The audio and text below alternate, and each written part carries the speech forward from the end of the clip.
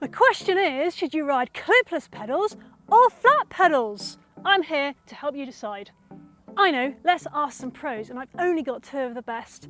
Three-time Enduro World Series champion and 2010 Downhill World Champion Tracy Moseley, as well as 2012 Downhill World Champion and 2020 EWS Champion Morgane Charre. Let's talk to Tracy first about using clipless pedals. So the biggest pros of clipless of SPD pedal, I think are, for me, it's just efficiency of pedaling. So being able to really transfer all of your energy, all of your effort into that pedal stroke. Your foot maintains contact the entire time. There's also that once your foot's on, your placement's fixed. There's none of that kind of like you put your foot on and is it quite in the right place and you have to try and adjust it whilst hitting a bumpy rock field. You know, your feet are on and you know they're in place and it's solid and you're sorted and you're balanced and all the rest of it. That's really important. And again, there's the obvious one where you're cheap lifting up over stuff, trying to do a bunny hop. You can pull on SPD pedals and the bike will lift underneath you. So you can kind of get away with stuff sometimes on clipless pedals that you wouldn't otherwise. Following on from what Tracy said there, a lot of people really appreciate that they can move their bike around when they're riding clipless pedals. And of course, technical climbing is a lot easier. So if your riding involves a lot of pedaling, clips could be really good for you. They're just so much more efficient, you can't deny that. They make climbing easier. Or perhaps if you ride a lot of rough tracks, it can be really good because you've got those feet connected to the pedals. You don't need to worry about them moving around. Of course, there's always a flip side, so I asked Tracy if she thought there are any negatives to riding clips pedals. So yeah, biggest negatives for clipless is the fact that you can cheat. You don't have to pull up properly on your feet with the pedals, which you can get away with. Sometimes is a bad thing. Also, sometimes because your foot's secure in a certain position, you can't really adjust that foot position. Sometimes you kind of do want to maybe get your heel a bit further back over the pedal, or dropping your heels more. It's sometimes hard with SPDs than it is on flats. I think if you've got any knee issues or any alignment issues, you know, you're fixed in that pedaling position. That can sometimes aggravate people with injuries or imbalances in their body or things that aren't straight. So that can sometimes aggravate things. Don't forget to hit that subscribe button. Obviously, it can be a bit scary if you've connected yourself to your bike. So I asked Tracy if she had any top tips to make that transition to clipless pedals that bit smoother. Yeah, I think one of the hardest things for people that transfer from flat pedals to clips is that fear of falling off. So I think firstly, don't start with your cleats, the cleat tension in your pedals. You can adjust that obviously. And so definitely start by slackening that tension off. So that by that I mean how easy or hard it is for you to twist your shoe out of the pedal. And I definitely think starting on somewhere that's soft sounds really stupid, but you probably are gonna have a crash, so why don't you do it on the grass to start with, so when you do crash it's gonna hurt. Really sensible. And yeah, definitely I think the idea of actually coming up to a tractor or against a wall, doing some of that stuff, it's almost like everything, it's like a muscle memory, so getting used to kind of moving your feet. And I would also say don't challenge yourself on the terrain that you're riding on. If you ride on easy trail, great, concentrate on your feet rather than trying to blooming navigate a gnarly trail and then also worrying about your feet. So definitely like spend a little while, ease back on the technicality of your riding, just being smart I think, and expecting it to take a bit of time and planning for it. Okay, so what about flat pedals? Well, who better to talk to than Morgane Charre?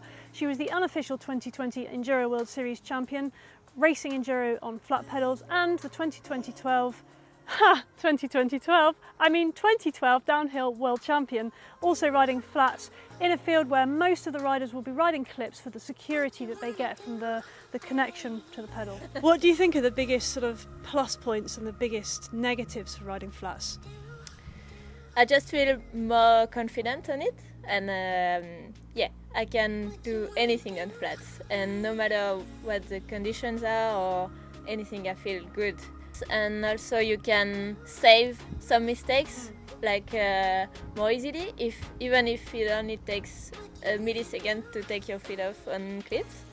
It's still quicker on flats. What I really like about flats is when you fall off and you go tumbling down the hill, the bike stays up there. When you ride clips, it hits you in the head. You don't go in the big scorpion.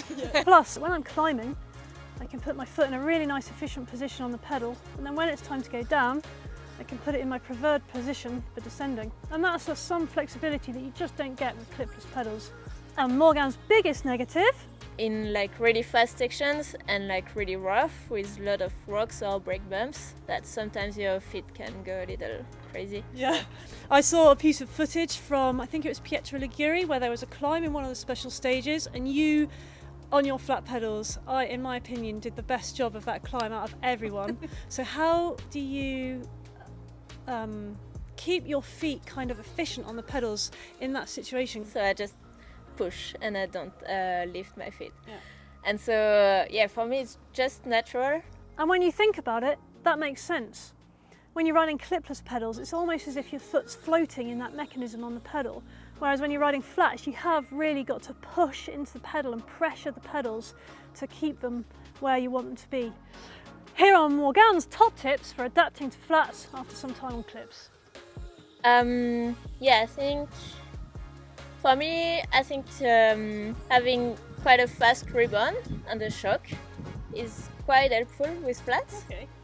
I think it helps preventing your feet to come off the pedals. So I would have thought that making the rebound faster would almost make the bike buck a little bit more and maybe want to spit your feet off more, but you find that it's the opposite.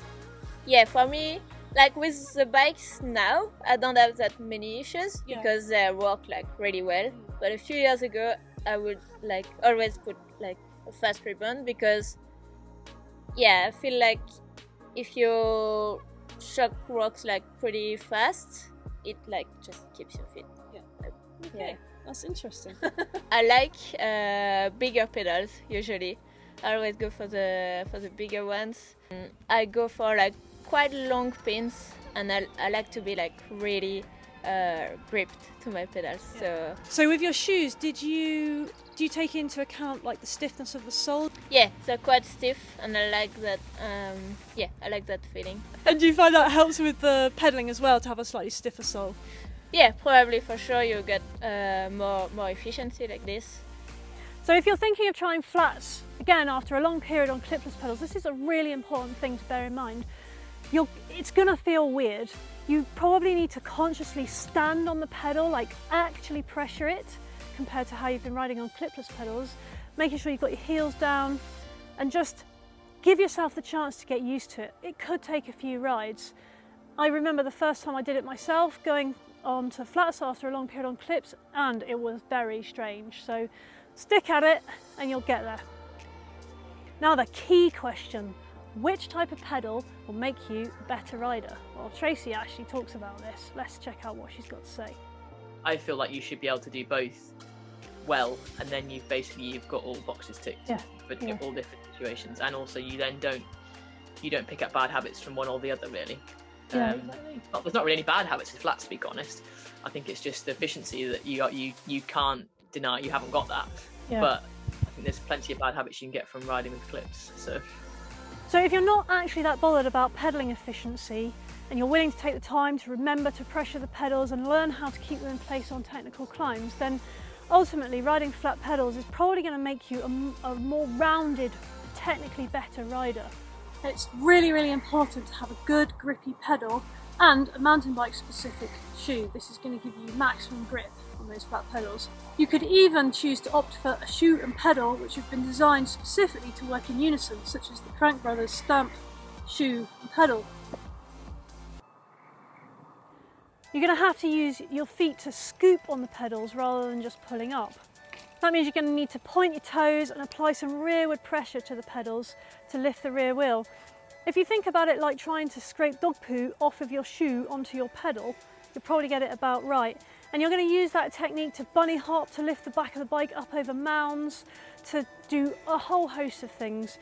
Really good way to practice is just trying to do rear wheel lifts out in the garden or out in the street outside your house. Or why not ride both? Why not say to yourself, oh, I'm going on a massive epic today, I want some pedaling efficiency, I'll stick my clips on. Or, oh, I'm going to go and ride some technical downhill, I want the freedom to be able to just dab my feet whenever, I'll ride flats. Being able to ride both is super, super useful, particularly if, say, you also dirt jump or you ride at the pump track, that's nice to do on flats. And then, as I say, big long rides, maybe clips, whatever. But being able to do both is probably the winning formula. So I'd love to hear from you. I'd really like to know what pedals you use and why. And of course, if you've got any questions, don't hesitate to leave them in the comments below.